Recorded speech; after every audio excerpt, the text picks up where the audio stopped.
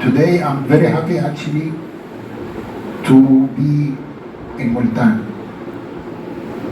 I came to Multan 4 times, and I was in home for my son Majid, Mohsin, Sajid, but I was with them, and they do a very good work to serve Islam. First to serve Al-Islam, and then after this we serve الطريقة البرهانية الدسوقية الشاذلية. What's طريقة? طريقة is a school, simple school to learn what? To learn in this school. First of all, you learn free, you don't pay anything, but you learn the manners of Rasul sallallahu alaihi wasallam. The manners of Rasul sallallahu alaihi wasallam. Because Rasul sallallahu alaihi wasallam say in al-hadith sahih, أقربكم مني منزلة يوم القيامة أحسنكم أخلاقا. The most one of you near to me in judgment day, the most one who have a good manners, not the most one who pray or fast or do umrah or hajj. No. बिस्मिल्लाहिर्रहमानिर्रहीम।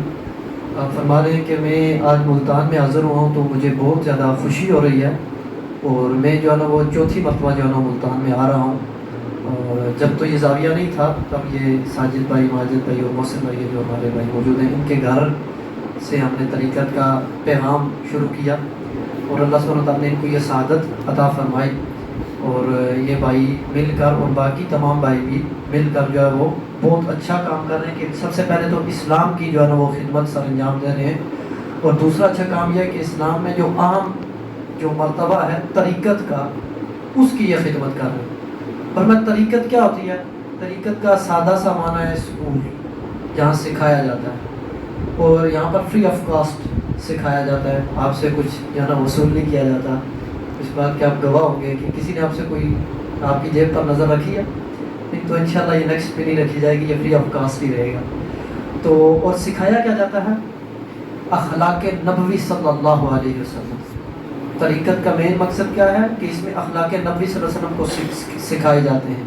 जैसे कि आपसे इरशाद फरमाया कि कल क़यामत के दिन सबसे ज़्यादा मेरे करीब वो शख्स होगा जो तुम में से सबसे ज़्यादा अच्छे अखलाक वाला होगा। तो फरमाया कि ज़्यादा नमाज़ें, ज़्यादा रोज़े, ज़्यादा हज करने वाले को करीब होने का कोई हुक्म नहीं फरमाया, बल्कि फरमाया जो करीब मेरे होगा वो क्या होगा? जिसमें अखलाक अच्छे होंगे। तो ये तरीक़त अखलाक नबवी ही सिखाती है। So what's the difference between Muslim, all of us Muslims, we say we are Muslimin. Allah subhanahu wa ta'ala say, يرفع الله الذين آمنوا والذين أوتوا العلم درجات. Allah subhanahu wa ta'ala raise up those the believers and those who got the knowledge, degrees. If you say you are Muslim, I ask you in which degree you are. You are Muslim? Yes. But in which degree? The degrees is 1,000. Degrees is 1,000. Where you are in. If you don't know where you are, then ask one, he know. اسألوا أهل الذكر إن كنتم لا تعلمون. Ask those who make zikr. If you don't know, ask. Because Allah subhanahu wa ta'ala say, Ar-Rahman, فَاسْأَلْ بِهِ خَبِيرًا. Ask the expert. If you don't ask, then you will not get the knowledge. And if you don't get the knowledge, then you will not get al-ibadah, the worship.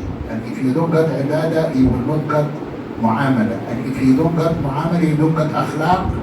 And if you don't get akhlaq, you will have a heart with dying heart. Some people they say Al-Burhaniya, they dancing. Yes, we are. Allah said so. Allah, Sheikh Ali, Allah said to dance. Someone know? And if someone know, to give me the ayat about dancing. That's why we are here. We make a zikr. Dancing is standing in Surah Yunus, ayat 58. Bismillah ar-Rahman ar-Rahim. قل بفضل الله وبرحمته فبذلك فليفرحوا. فليفرحوا.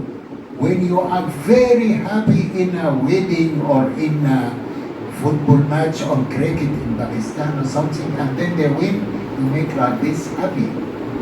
Isn't it? This is what we do for Allah. الذين يذكرون الله قياما standing وقعودا وعلى جنوبهم. This we say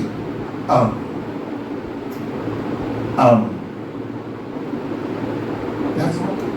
You surround yourself by a nur for the name Allah, and you'll be happy with Allah. After Hadra, after this zikr, I will give, inshallah, a lesson for what I learned from my Shaykh, which I'm very proud with my Shaykh. 48 years. 48 years I have one Shaykh only, and I learned from one. And I still learn up to today. You see? So we will give how you go near, how is the difference between those who make zikr, dancing. Al-Rasul sallallahu alayhi wa sallam, he said, he ordered Sidna Abu Huraira. Sidna Abu Huraira, he ordered him. He said, make zikr until the people they say that you are crazy. Sayyidina Abdullah al-Bijadain, this is a story, if you want to hear it, I will give it to you after Hadra. Sayyidina Abdullah al-Bijadain is standing outside the room, outside home, and jump, Allah, Allah, Allah. Rasul sallallahu alaihi wasallam passed by with Sayyidina Umar. And Sayyidina Umar, he looked at him, what's wrong with you? Rasul sallallahu alaihi wasallam said, leave him with Allah.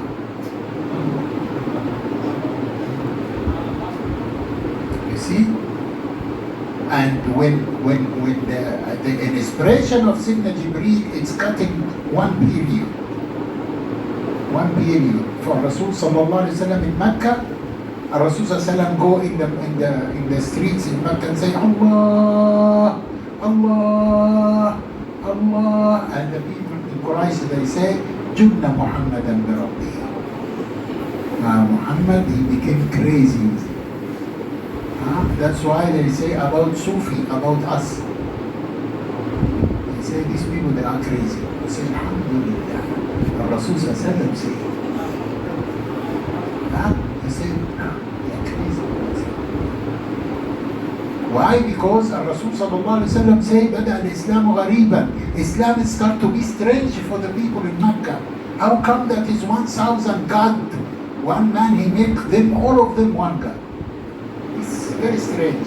When we come into our tongue, they say, by the way, you have to dance for Allah. Wakar. MashaAllah. In Judgment Day, there is no wakar, there is nothing. It's Jannah or not? No wakar.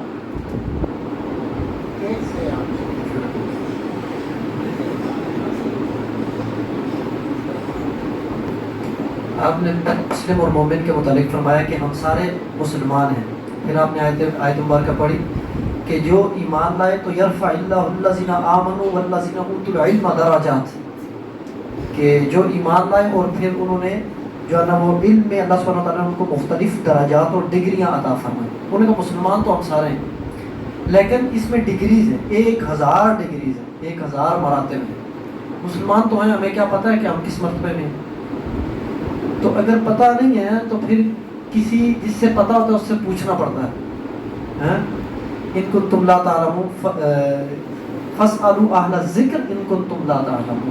اگر تمہیں علم نہیں ہے تو اہل ذکر سے کیا کرو؟ پوچھو. اگر پوچھیں گے نہیں تو نالج نہیں آئے گا. نالج نہیں آئے گا تو ہم عبادت صحیح طریقے سے نہیں کر پائیں گے. عبادت ہماری درست نہیں ہوگی تو ہم معاملات میں ایک دوسرے کے ساتھ درست نہیں ہو سکیں گے. اور اگر معاملات درست نہیں ہوں گے تو ہمارا دل مردہ ہو جائے گا. پھر وہ دل زندہ نہیں رہتا, وہ دل مردہ ہو جاتا ہے. پھر آپ نے فرمایا کہ ہم یہاں پر ذکر کرتے ہیں. جب ہم ذکر کرتے ہیں اور آپ کو پتا ہم جھوم جھوم کر ذکر کرتے ہیں تو لوگ کہتے ہیں کہ یہ کیا کر رہے ہیں, یہ تو ڈانس کر رہے ہیں. انہوں نے کہا ہاں ہم ڈانس کرتے ہیں, لیکن یہ عام ڈانس نہیں ہے, ڈانس فار اللہ. ہاں, یہ ہم اللہ کے لیے کرتے ہیں. اور میں کیا قرآن میں اس کا ذکر ہے کہیں پر, اس جھومنے کا, اس ڈانس کا, اس خوشی کا؟ کیونکہ ڈانس کا جو ہی لفظ آتا تو ہمیں ایک ہی ڈانس ذہن میں آتی ہے نا. اللہ سبحانہ وتعالیٰ نے ارشاد فرمایا سورہ یونس آیت نمبر 58 کا میں حوالہ دیا, قل بفضل اللہ وبرحمتہ فبذلک فلیفرحوا. یہ محبوب فرما دیجئے کہ جب اللہ کا فضل اور اس کی رحمت ہو جائے تو فلیفرحوا, چاہیے کہ یہ خوشی منائے. جب بندہ خوشی مناتا تو کیا کرتا ہے؟ خاموشی سے بیٹھتا ہے, یوں کر دو. جیسے کہ انہوں نے مثال دی, میں کہا کسی کو فٹ بال اگر پسند ہے, یہاں پہ ہمیں کرکٹ پسند ہے, کرکٹ میں اگر فیورٹ کھلاڑی چھکا مار دے تو بندہ کیا کرتے ہیں؟ جب 2-4-10 نوجوان بیٹھے ہوں تو پھر وہاں پر وہ کمرے کو سر پر اٹھا دیتے ہیں, 6. خوشی نہیں ہوتی ہے کہ خاموشی سے جو نہ ہو کر بیٹھے. اب کیا, لیکن جس کو کرکٹ سے محبت ہے تو وہ وہاں پر ایسے خوشی کرتا, ہمیں اللہ سے محبت ہے ہم یہاں ایسے خوشی کرتے. ٹھیک ہے, تو اس لیے جب ہم یہاں پر کرتے ہیں تو یہ قیام اللہ کی ذکر کرتے ہیں, کھڑے ہو کر, بیٹھ کر, وعلی جنوبہم, اور اپنے پہلوؤں کے پر.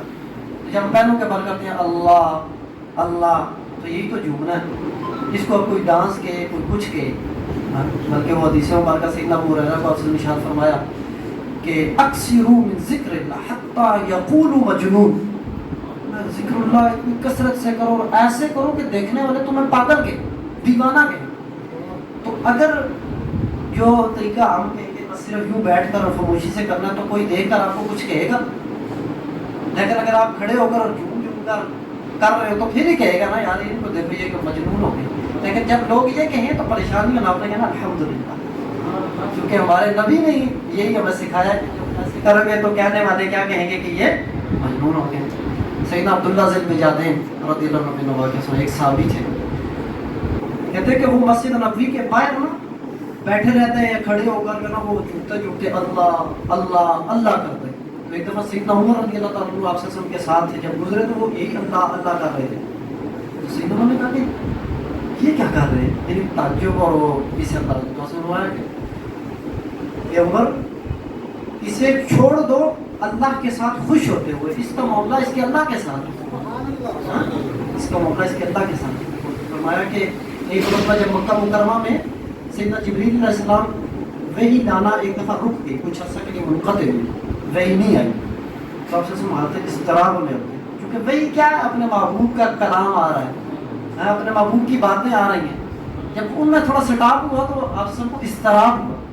جب اضطراب ہوا تو آپ سب گلی میں نکلتے اور آپ سب اللہ اللہ کی صدائیں بلند کرتے. تو اس وقت کے جو کفار تھے وہ قریش تھے, وہ کہتے تھے جن محمد بربہ, کہ محمد کو اپنے رب کا جنون لاحق ہو گیا. انہوں نے کہا یہ مجنون ہو گیا. تو اللہ نے وما انت بنعمت ربک بمجنون. تو جو ہے نا وہ انہوں نے یہ کہا کس وجہ سے, جب انہوں نے اونچی آواز سے بازار میں نکل کر اللہ اللہ کیا. تو اس لیے یہ پریشانی والی بات نہیں ہے, ہم وہی کرتے ہیں جو ہم نے وہاں سے سیکھا ہے. فرمایا کہ میں اپنے شیخ کے ساتھ مجھے 48 سال ہو گئے, میں نے ایک ہی شیخ پکڑا ہے, اس وقت سے ایک ہی شیخ سے سیکھتا ہوں, میرا ایک ہی مشرب ہے, ایک ہی جگہ سے پیتا ہوں, ایک ہی جگہ سے پلاتا ہوں. ٹھیک ہے, تو میں نے جو سیکھا تو انشاءاللہ ذکر کے بعد انشاءاللہ میں آپ کو اس سے کچھ نہ کچھ پلاؤں گا, اس سے کچھ نہ کچھ مستفید کروں گا انشاءاللہ سے. We will not today make حرف music. We will have zikr and then we will have lesson after حرف. That's why we will start we start Qiyamah. We stand, we start. Light.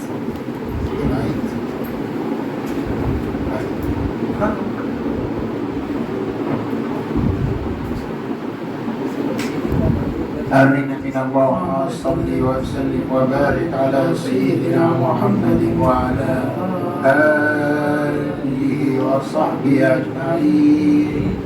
سبحان ربك رب العزة عما يصفون سلام على المرسلين والحمد لله رب العالمين.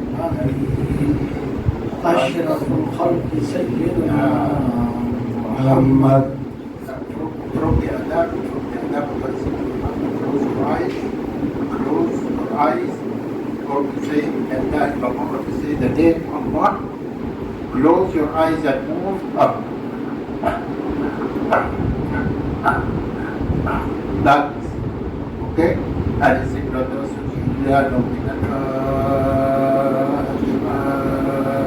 Allahumma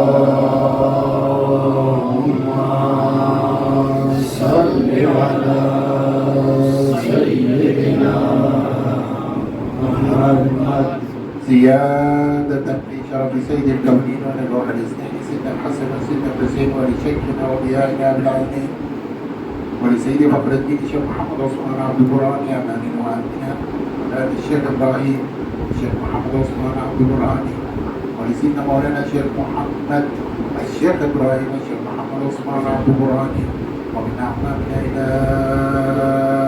حضرة النبي سيد الله الفاتحة.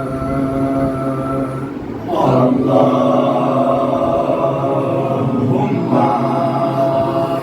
صل على سيدنا محمد.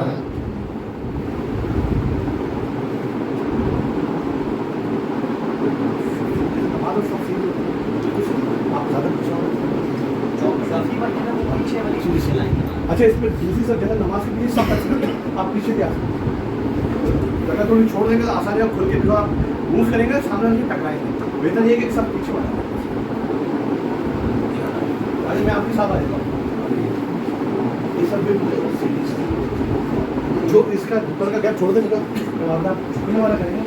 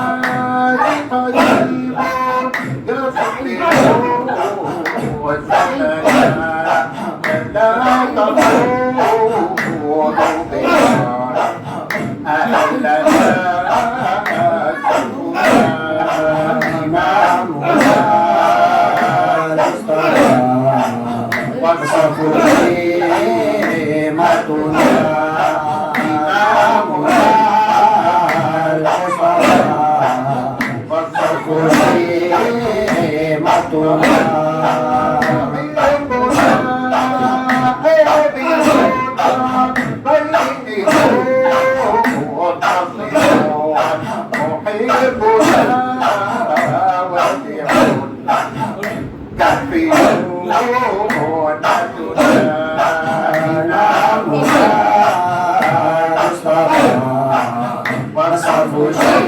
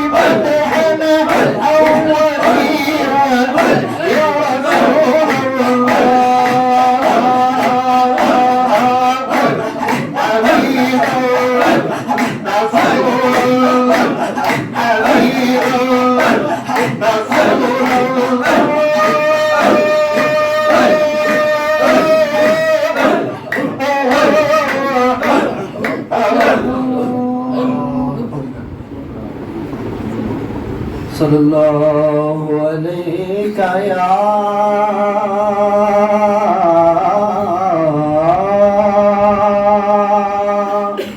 یا رسول اللہ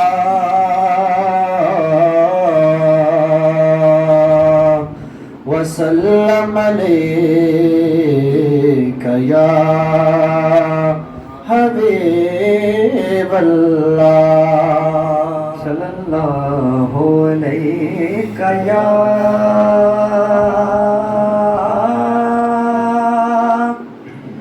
رسول اللہ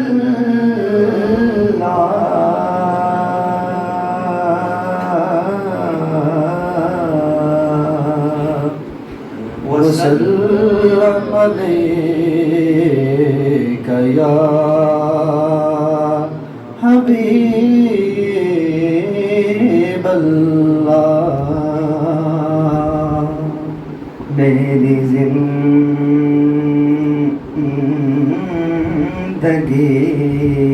کا تجھ سے میری زندگی کا تجھ سے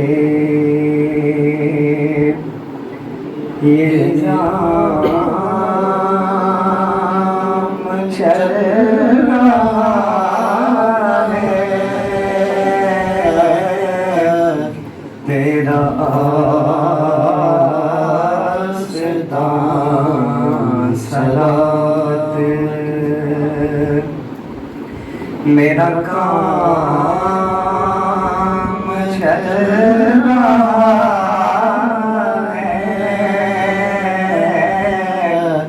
میری زندگی کا تجھ سے نہیں عرش و فرش پر ہی تیری عظمتوں کے چرچے نہیں عرش و فرش پر ہی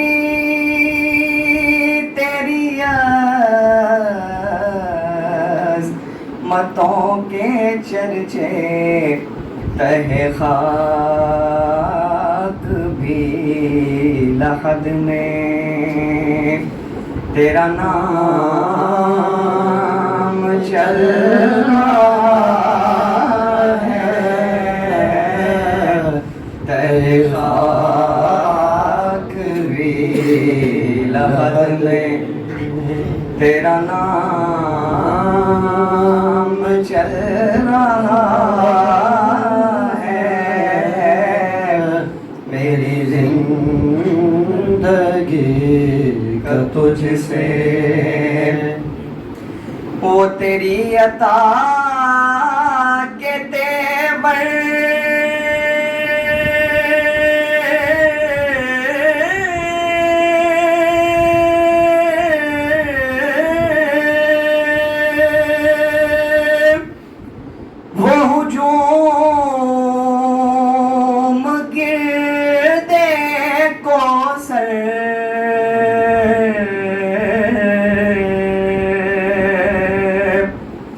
وہ تیری عطا کے تیور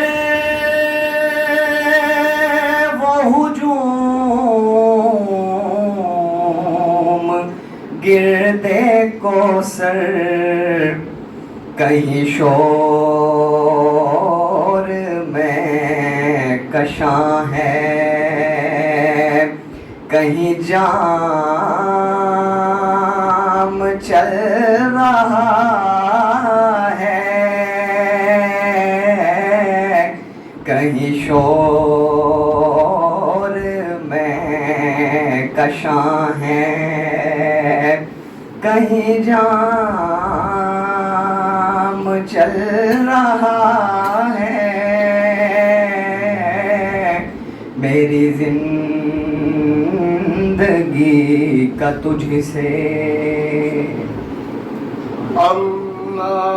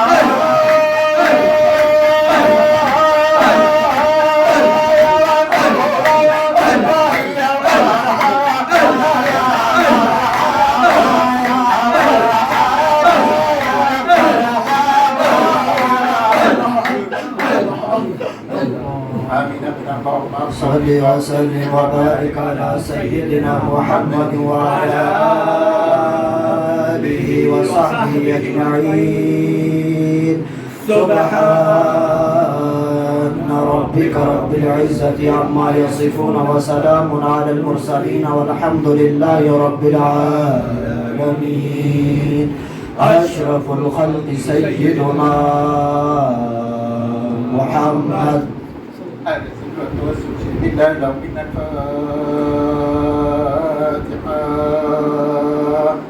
اللهم صل على سيدنا محمد. زيادة في شرف سيد الكونين ولروح الإسلام سيدنا الحسن وسيدنا الحسين ولسيدنا وضيعنا بالعينين ولسيدي فخر الدين الشيخ محمد عثمان عبد البرهاني والأمان وآمين لسيدنا مولانا الشيخ إبراهيم الشيخ محمد عثمان عبد البرهاني ولسيدنا مولانا الشيخ محمد الشيخ إبراهيم الشيخ محمد عثمان عبد البرهاني ومن أعمالنا إلى حضرة النبي شيء لله لو من الفاتحة. اللهم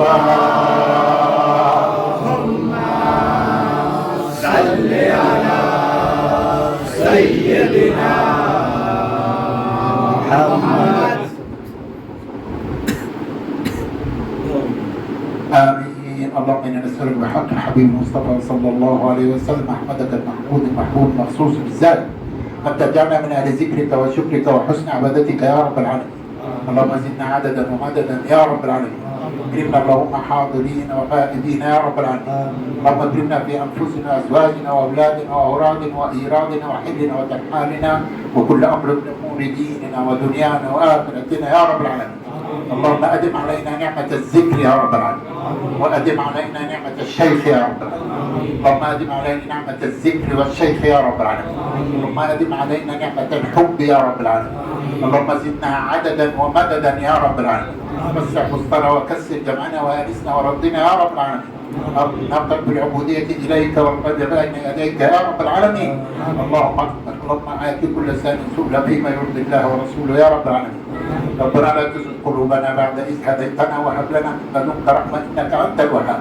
ربنا اغفر لنا والذين سبقونا بالإيمان ولا تجعل في قلوبنا غلا للذين آمنوا ربنا إنك رؤوف رحيم. اللهم اكرم كل من حضر وكل من غاب يا رب العالمين. وملتان يا رب العالمين. اللهم الذكر في ملتان يا رب العالمين. واكرم ملتان يا رب العالمين بالذكر والشكر يا رب العالمين. اللهم برهانية في ملتان يا رب العالمين. برهانية بسوقية شاذلية يا رب العالمين. مرفوعة راياتها في آفاق العالمين يا رب العالمين. بجاه الحبيب وبسر الحبيب وبسر الفاتحة.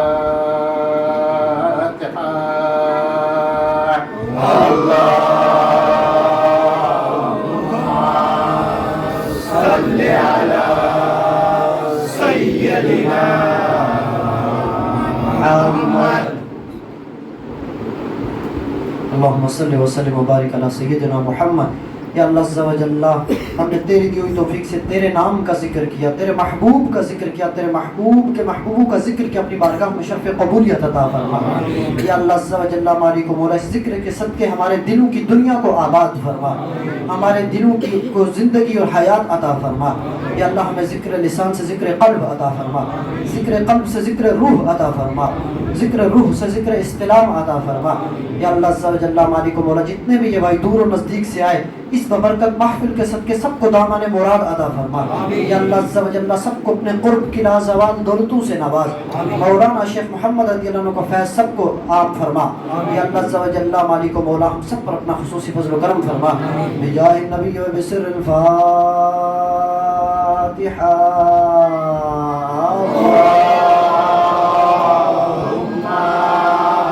सल्लि अला सय्यिदिना محمد.